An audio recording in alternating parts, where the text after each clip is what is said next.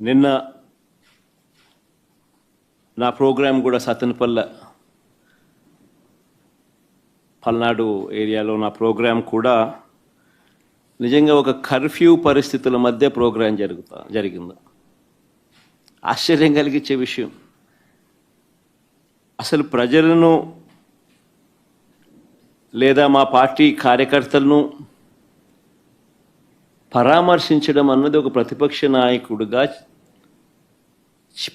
నాయకుడు చేస్తే తప్ప అని అడుగుతా ఉన్నా. చంద్రబాబు నాయుడు గారిని సూటిగా ఈ ప్రశ్న అడుగుతా ఉన్నా. ఎందుకు ఇన్ని ఆంక్షలు పెట్టాలి?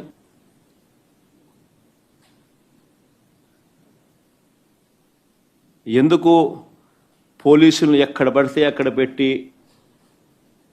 ప్రోగ్రాంకి ఎవరు రాకూడదు అని చెప్పి ఆదేశాలు జారీ చేసి,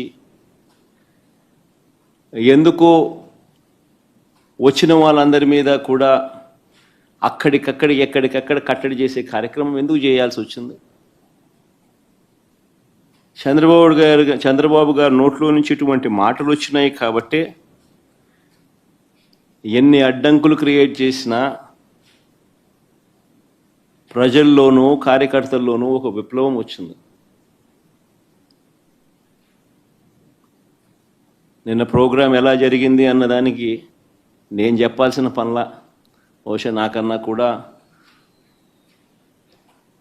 మీ అందరికీ కూడా ఎక్కువ అవగాహన ఉంటుంది.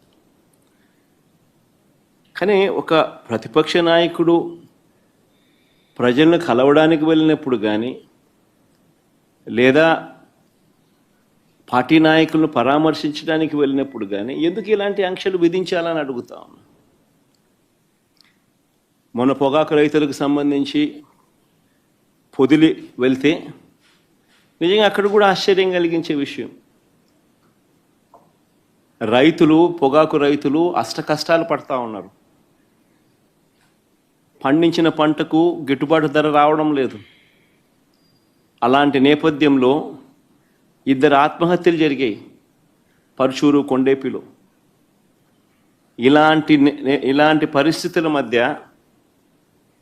అక్కడ జరుగుతూ ఉన్న పరిస్థితుల మధ్య రైతులకు సంఘీభావంగా ప్రతిపక్ష నాయకుడు అక్కడికి వెళ్తే ఆ కార్యక్రమంలో రైతులు, ప్రజలు పెద్ద ఎత్తున పాల్గొంటే దాదాపుగా 40,000 పైచిలకు మంది ఆ కార్యక్రమంలో పాల్గొంటూ ఆ ప్రోగ్రాం జరుగుతూ ఉన్నప్పుడు